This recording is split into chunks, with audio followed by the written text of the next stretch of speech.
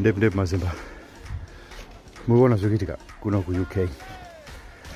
Chando chazosvika manje. Snow yasvika.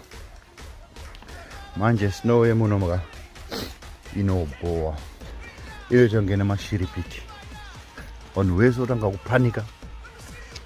Mabhizinesi ese anovharwa. Marodhi ese anozadzwa maroad block nesnow. Aikona snow yekuma different countries like kunge Switzerland nekuCanada. Havapanike, business as usual.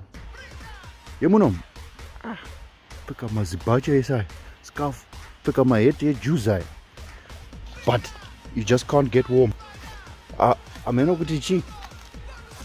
Snow tudukuduku. But it's freezing. Munhu kuita kunge uda kufa manje. Hameno kuti chi? Snow yemunomu yemu UK inobowa.